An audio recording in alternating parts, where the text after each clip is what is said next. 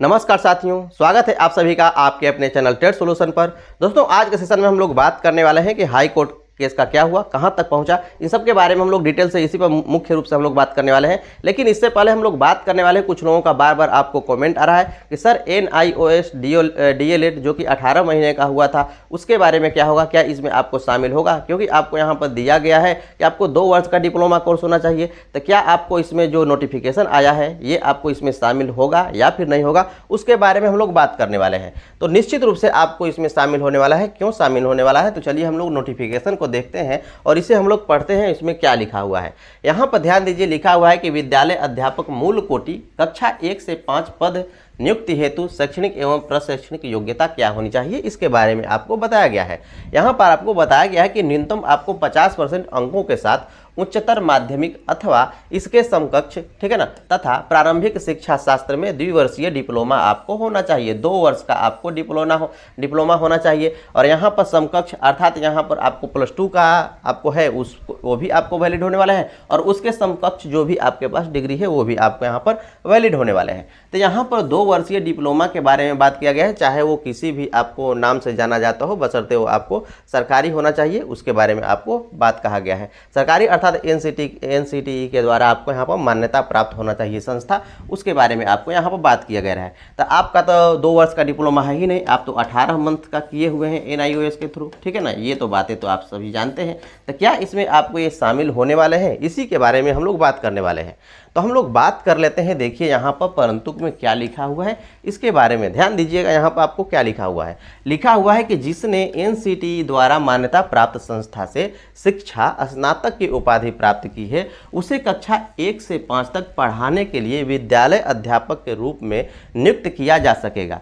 किंतु इस प्रकार विद्यालय अध्यापक के रूप में नियुक्त व्यक्ति को मूल कोटि के विद्यालय अध्यापक के रूप में नियुक्त होने के 2 साल के भीतर NCTE द्वारा मान्यता प्राप्त प्राथमिक शिक्षा में 6 महीने का आपको यहाँ पर सेतु पाठ्यक्रम अर्थात ब्रिज कोर्स आपको आवश्यक रूप से करना होगा। संबंधित विद्यालय अध्यापक को इस प्रशिक्षण को पूर्ण करने हेतु 6 महीने का आपका यहाँ पर सवैतनिक अवकाश के बारे में भी बात किया गया है। तो यहाँ पर आप मान्य होने वाला है। यदि आप ये 18 महीने वाले भी इसमें आपको आने वाले हैं, और जब आए आपको इसमें सेलेक्ट होंगे, तो ये 6 महीने का उनके लिए आपको ब्रिज कोर्स इसीलिए बनाया गया है कि इसमें आपको आएंगे और ये 6 महीने का ब्रिज कोर्स करेंगे और इसमें आप शामिल हो जाएंगे। तो इस प्रकार से आप इसमें शामिल हो सकते हैं, ठीक है ना। तो हो सकते हैं कि बात नहीं है, यही बातें आपको यहाँ पर कही गई हैं, इसी का कारण आपको यहाँ पर ये लिखा हुआ है, और इसका सीधा सीधा अर्थ ये होता है ये इस पर भी आपको शामिल होने वाला है।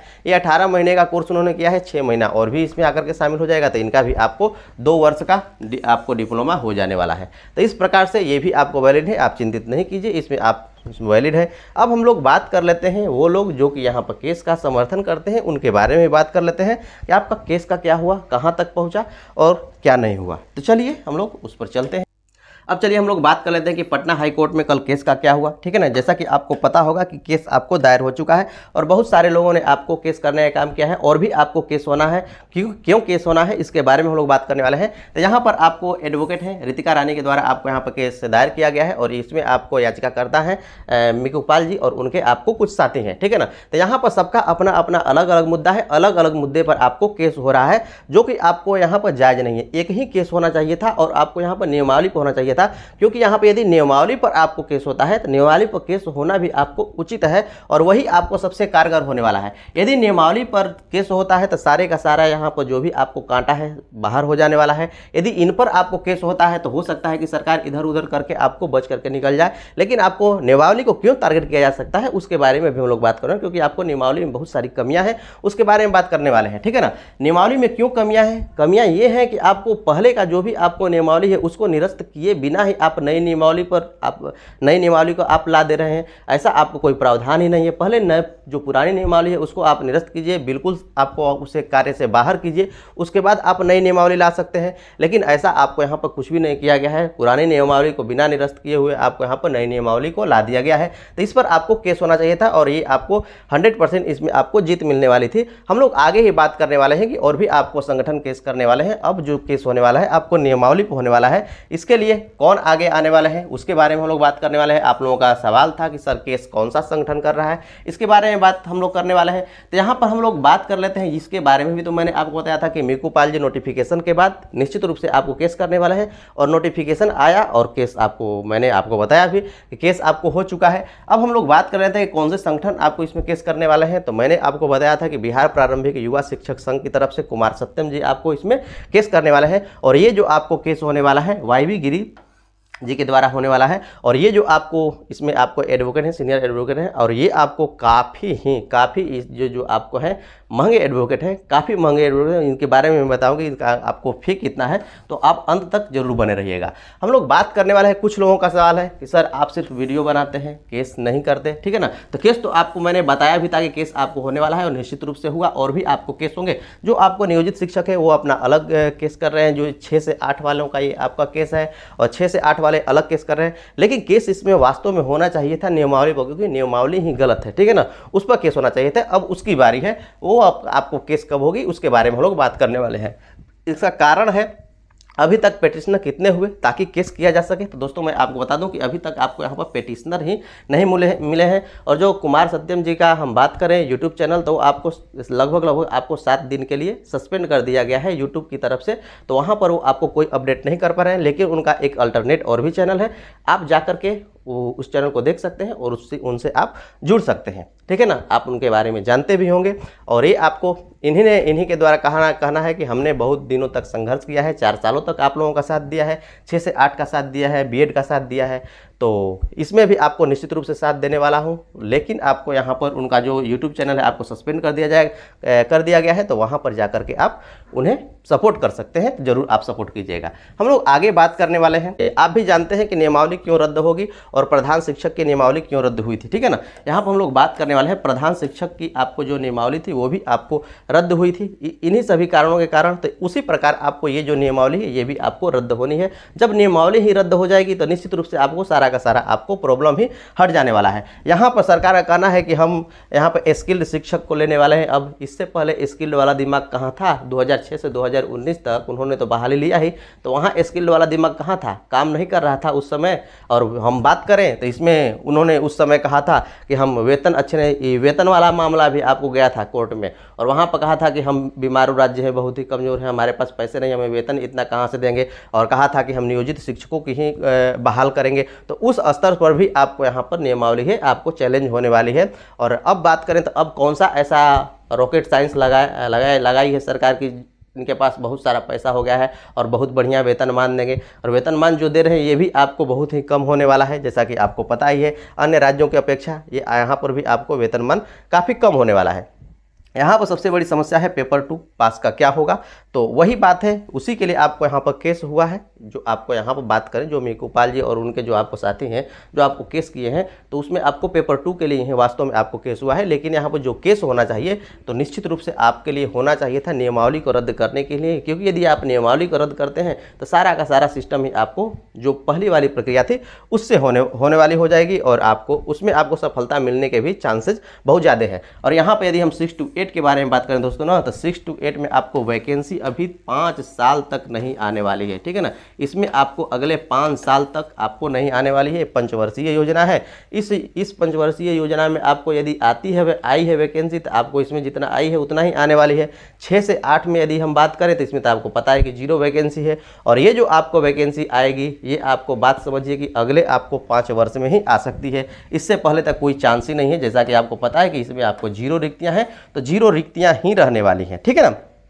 तो यहाँ पर हम लोग चैलेंज करने के बारे में बात करें तो पत्रांक 566 के आधार पर इसे हम लोग चैलेंज कर सकते हैं, ठीक है ना। सरकार ने पत्रांक 566 में यह कहा था कि शिक्षकों को नियोजित किया जाएगा, और इसी सरकार ने आपको जो नई नियमावली है इस पर भी आपको मुहर लगा दी। तो मतलब सरकार का तो कोई जबान का मतलब कीमत ही नहीं है, कभी कुछ कहती है कभी कुछ कहती है। कभी वही जो आपको सरकार में आज बैठे हैं वही उस समय भी आपको सरकार में थे और वही उस पर मुहर लगाए थे कि नहीं अब हम लोग नियोजित को लेंगे, ठीक है ना। इस तरह से हम लोग नियोजित को लेंगे, और आज आकर के आपको नई नियमावली आ गई, ठीक है ना।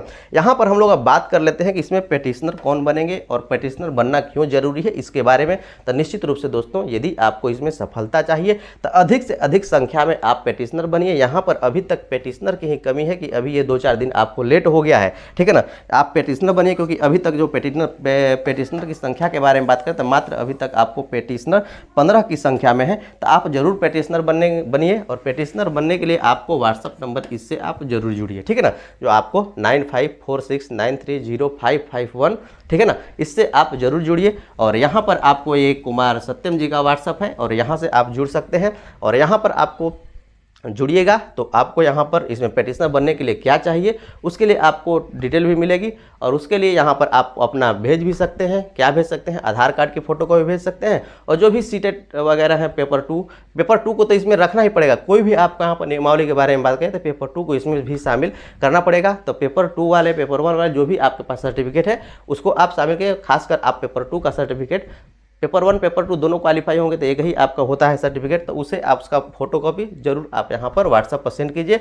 और ज़रूर आप पेटिशनर बनने का इच्छा रखिए, ताकि यहाँ पर अधिक से अधिक, जितने ही अधिक से अधिक आप पेटिशनर होंगे उतने ही आपका सुनवाई अच्छी तरह से होगी और आपका केस मजबूत होगा। अब हम लोग बात कर लेते हैं वाई.बी. गिरी के बारे में कि वाई.बी. गिरी जी का फ़ी कितना है। आप जान करके हैरान हो जाएंगे कि इनका फ़ी कितना है। इनका फ़ी आपको दोस्तों 6 लाख है। इनका जो फ़ी है ये आपको 6 लाख है, और 6 लाख इकट्ठा करना ही सबसे बड़ी ज़रूरी बात है, और आसानी से तो आपको इकट्ठा हुआ ही नहीं है अभी तक। आपको दोस्तों 17 या 18 हज़ार आपको इकट्ठा हुए हैं। तो इसके लिए आपको अधिक से अधिक संख्या में पेटिशनर बनना होगा, और यहाँ पर इनसे आप संपर्क कर सकते हैं और जो भी आपकी क्वेरी हो वो आपको पूछ सकते हैं। तो ज़रूर आप पूछिए, ज़रूर मिलिए, और आप अपने अधिकार की लड़ाई लड़ सकते हैं। आप स्वच्छंद हैं, लड़ सकते हैं। और सबसे बड़ी लड़ाई का मुद्दा है कि 6 से 8 में रिक्ति क्यों। यदि ये रिक्ति आई होती तो आपको यहाँ तक बात ही नहीं बढ़ा होता, और आपको जो भी आपको ये अभ्यर्थी हैं जो कि आपको यहाँ पर फ्रेशर है, इस विषय को मान लेते और अपने एग्ज़ाम के प्रिपरेशन में लग जाते। लेकिन सबसे बड़ी समस्या है कि ये 6 से 8 वाले जाएंगे जो सिर्फ पेपर 2 में पास हैं, सिर्फ पेपर 2 में पास हैं, वो कहाँ जाएंगे? उनके लिए कौन सी वैकेंसी आपको रहने वाली है? ना तो 9 से 10 में बिहार में आपको मौका है, और नहीं 6 से 8 में आपको कोई सीट ही है, तो जाएंगे कहाँ? तो सबसे बड़ी तो समस्या ये है। और जो वैकेंसी के बारे में बात करें तो 5 साल से इधर तक आने का कोई चांस ही नहीं है। कोई भी वैकेंसी क्या शिक्षक की 5 साल के इधर हुई ही नहीं है। तो इसके बाद होने के बाद क्या कोई चांस है होने का? निश्चित रूप से बिहार सरकार की जो भी वैकेंसी होती है, पंचवर्षीय योजना होती है शिक्षकों की, तो ये आपको 5 वर्ष में ही जाने वाला है। तो जब यहाँ पे होगा ही नहीं तो इनका बहुत सारे लोगों का तो उम्र ही आपको बाहर हो जाने वाला है। तो इसके लिए आपको काफ़ी ज़रूरी है ये, ठीक है ना।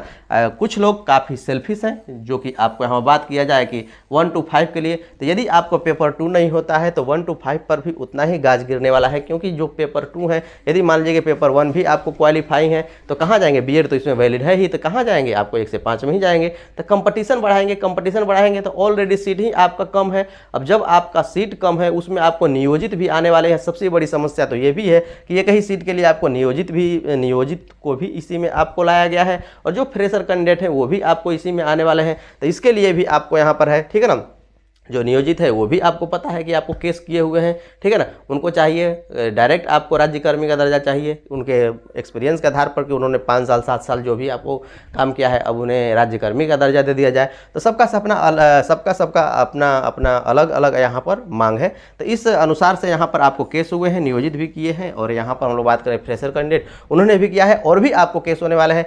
हम लोग बात करने वाले हैं कि सुप्रीम कोर्ट में भी आपको केस दायर होने वाला है। अभी तक आपको नहीं हुआ है, वहाँ पर भी आपको दायर होने वाला है। तो दोस्तों मैं आशा करता हूं कि आज का सेशन आप लोगों को काफ़ी बेहतर लगा होगा। तो आप जरूर, आप निश्चित रूप से आप सपोर्ट कीजिए, क्योंकि आपके सपोर्ट करेंगे तभी आपको यहाँ पर केस आपको होने वाला है। और कुमार सत्यम जी ने कहा है कि यदि आप नहीं कर पाएंगे, यदि आप नहीं सपोर्ट करेंगे तो हम क्या करेंगे कि आपका जितना भी आपको पैसा आपने दिया हुआ है, डोनेट किया हुआ है, उसको हम वापस आप लोगों के लिए लौटा देंगे, ठीक है। और दोस्तों मैं बता दूं, कोई भी नियमावली पब्लिक डोमेन में पहले जाती है बनने के बाद, और उसके बाद उस पर वार्ता होती है पक्ष विपक्ष का, आपको जो भी संगठन है उसकी वार्ता होती है। उसके बाद यहाँ पर उसमें जो भी कमियां हैं उसके बारे में ढूंढा जाता है, उसमें आपको कोई बदलाव होता है, ठीक है ना। यदि कमियां हो तो उसमें आपको कोई बदलाव होता है, उसके बाद ही आपको नियमावली लागू होती है। लेकिन यहाँ पर ऐसा कुछ भी नहीं किया गया सरकार के द्वारा। तो इस रूप में भी आपको ये जो नियमावली है निश्चित रूप से आपको चैलेंज होने वाली है।